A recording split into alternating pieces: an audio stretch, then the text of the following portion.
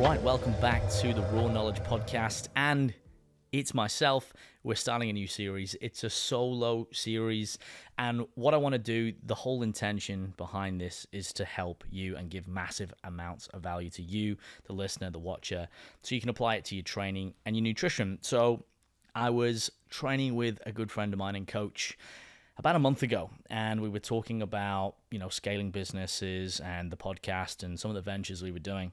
And one of the things he mentioned to me was that I'm always so busy showcasing other guests on my podcast that I sometimes forget to showcase my own knowledge and what I'm doing myself to help, the clients that I'm working with every day. So we said, why don't you do a couple of solo podcasts, uncovering and really getting into the depths of, training and nutrition and giving out the knowledge and, the value to all of you. So I thought, what, great, let's get into it. And that way I get a bit of a chance to freestyle behind the mic and ultimately just dive into key topics and everyday problems that you're having and give you guys the solution so you can apply them into your own life. So these episodes are going to be a little bit shorter in nature. They'll probably span from 10 to 20 minutes as long as I don't ramble on too much. It's going to be largely from my own experience coaching, obviously my qualifications, etc., but more about just real life applications within the realms of training and nutrition that you can apply to devastating effect. So I'm all about with clients maximizing your return on investment. So how can you get the maximum from the minimum, and then when you need to, adding things on that are pragmatic. So based on factual evidence and real life anecdotal experience, which is what evidence is derived from, what can you do to get to where you need to go in the fastest way possible, but also in the way that's sustainable too, right? So the pillars that I always talk about is it's got to be sustainable, flexible, and enjoyable. So I've got some notes here. So if I'm sort of referencing down, for those of you who are watching, it's because I want to make sure I cover off on some key things. So what I want to do with this first solo podcast is I want to start with adherence, behavior, and lifestyle, which is really at the crux and the fundamentals of training and nutrition. And I want to uncover and go through the main key areas. So over the next episodes, I'm going to start with training, and then I'm going to start with nutrition because it's probably more important. I'm going to go over the main principles of nutrition in hierarchical order from the most important to the least. And I want to give you some key takeaways so you can apply them straight away. And that way, you're going to be able to understand, in order of priority, what you should be doing, what you should be prioritizing, and how you can maximize that in your own training, in your own lifestyle. So that's a bit of a recap. I'm going to dive into the episodes a little bit quicker from next week, but I just wanted to kind of set the frame because this is a little bit different than what I normally do. Anywho, as ever, if you guys have any questions, leave them in the show notes, reach out, DM me on Instagram because I will be putting all of this in the episode too, and I'll get back to you personally. And of course, if you find this valuable, please share it because it's the only way the podcast grows.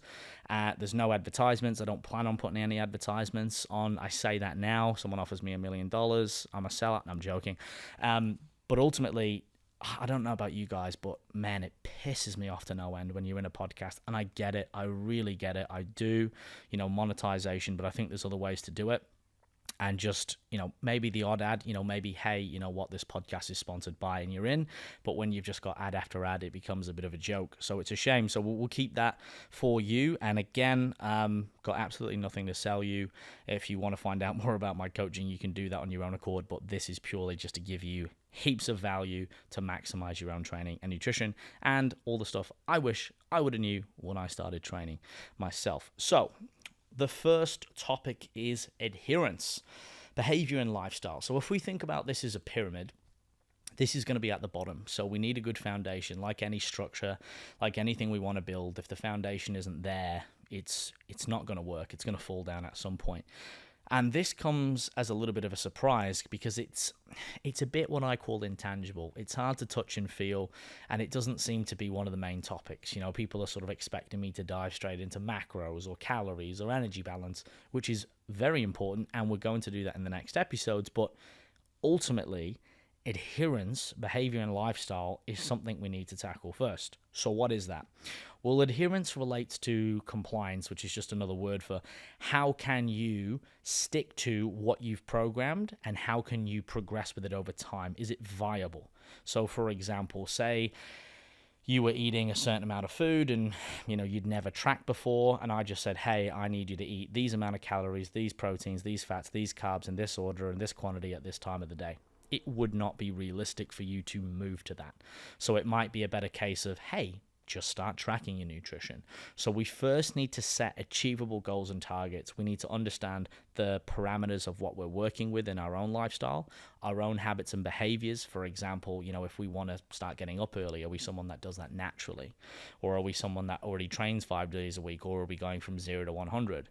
And this is how people hit the wall, and they do not sustain the results or even the enjoyment and the journey of their own physique endeavors. So it really is the crux of everything. So I want you to start thinking about, and some of you I know are probably already going to be training, you're going to be in the gym, you probably set up habits and behaviors, but I guarantee there's things that you want to improve on, and maybe there's things that you're doing where you're pushing a van up a hill, meaning that you're kind of working against your own,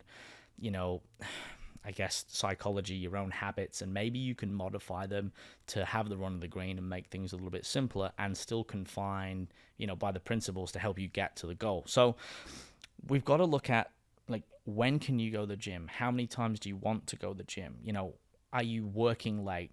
Have you got to commute to the gym? Can you drive to the gym? All of these things is really what we want to start with. So if you're doing things at the minute where you feel like you're failing and you're not quite hitting the goal because maybe you've set the target too high, or maybe you've just set it a little bit skew, I want you to start asking yourself these questions, and I want you to start going through and thinking, okay, what can I do to aid my adherence? Because remember, the best plan is the one you can stick to and enjoy rather than the one that looks the best on paper.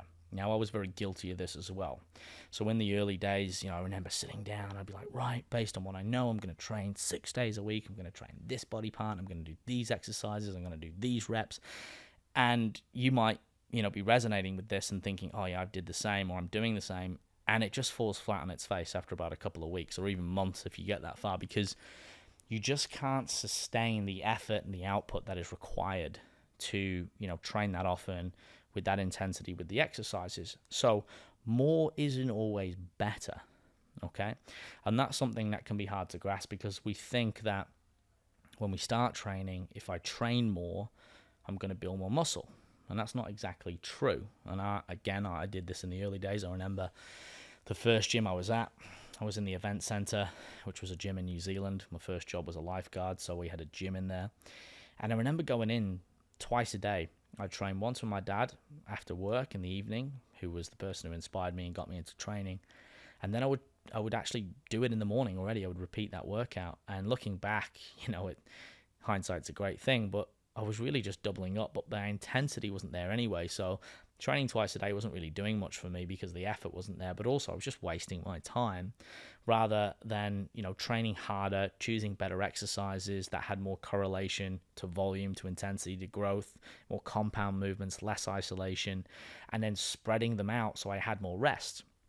Because something that we need to realize is that training may cause the adaptations or create the demand, but it doesn't inherently help us grow. When we rest, this is when we grow. And then obviously we have to supply the nutrition as well.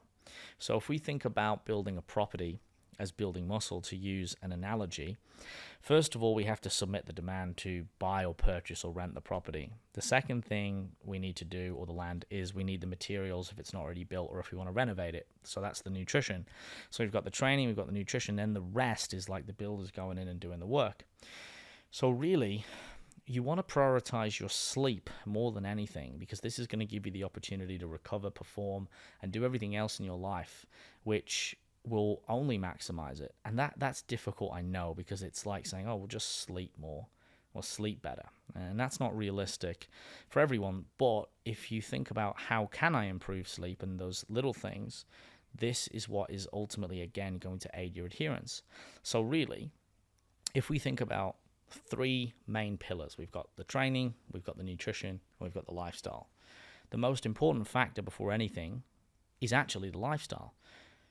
And you might think, well, how does that make sense, Alex? Because the training is what gets me the adaptations, the nutrition is what helps me grow. And you're not wrong. But if the lifestyle elements are not aligned, And for example, say you're frustrated in your lifestyle, predicates that you're too fatigued from work or stressed, your training and nutrition is going to be shit anyway, so it doesn't matter. So first of all, you've got to look at, okay, how can I improve my lifestyle, or what can I do right now? Because sometimes our lifestyle is not set up to prioritize and maximize training and nutrition. We don't all have that luxury. So if right now you can only train 3 or 4 days a week, then so be it. Maximize those 3 or 4 days a week. Better 3 great training sessions or solid, consistent training sessions than 1 hero session every now and again. Because again, the secret is consistency, if there was one. So think about, how can you improve your sleep if that is not something that you're already doing. 8 to 9 hours is what we want to go for, 7 minimum. This is a big argument, but factually speaking, you will perform, you will grow, and you will feel better. Everything in your life will be better with that. It could be better bedding, it could be better routines at night, removing the technology, going to bed earlier. Yes, these things are hard, I get it, but if you're serious about your physique goals and you really want to make those changes, these things are free. They just take effort. You don't have to buy a supplement at a supplement store. And this is the challenge as a coach, to educate people within this, because everyone has a unique set of circumstances. But being aware of it is the first step, creating awareness. And then thinking about, okay, if I can commit to the gym 3 or 4 days a week, all right, it might not be 5, but that is still enough. And then making sure that you've got a good training split. So for example, training muscle groups 2 to 3 times a week, rather than say going for the 5-day split or the 6-day split, or something that might seem better on paper, but again isn't sustainable. So thinking about that. Same with your nutrition. When have you got time to eat during the day? You're buying your food out. Is that an expense that you don't need to incur? Or is it actually saving you money and time because you are using that to create more time in the evenings, and you know that you can buy these pre-prepared meals that you can scan in and help you hit your macros?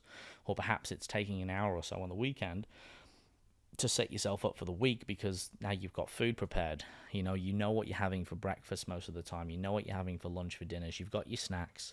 You're flexible. They're interchangeable, but you've got the food on hand. So if you're not setting yourself up for success, then, you're probably leaving the gate wide open to, miss the target and not really maximize what you're doing.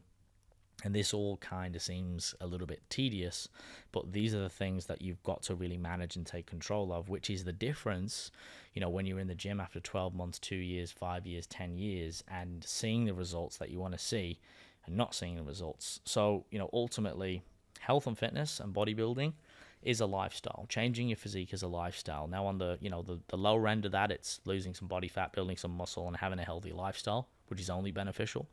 And at the fine end of the pencil, it's, elite sports and competing, which is where you're really prioritizing recovery. You're prioritizing the fuel that you're putting in your body to the nth degree.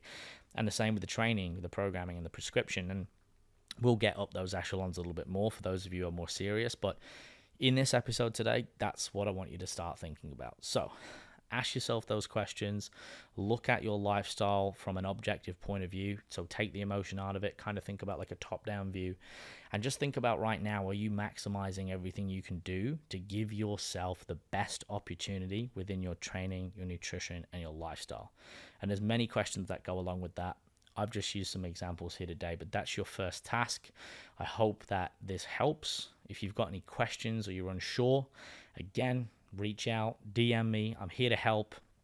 Next week, we're going to break down the next level, which is going to be calories, so energy balance and energy intake. We're going to talk a little bit about that like we did today, and I'm going to give you some takeaways. So if you love this episode, if it helped, share it with a friend, share it on social media, wherever it is. I really appreciate it. Thank you for your time. And of course, until the next episode, stay fearless. For those of you who are confused, frustrated, and sick and tired of not seeing the results that you want or deserve, make sure that you click the Apply for Coaching button in the description below and line up a completely free consultation with myself, where we can discover if it's a good fit as client and coach, and take your health and physique to the next level once and for all.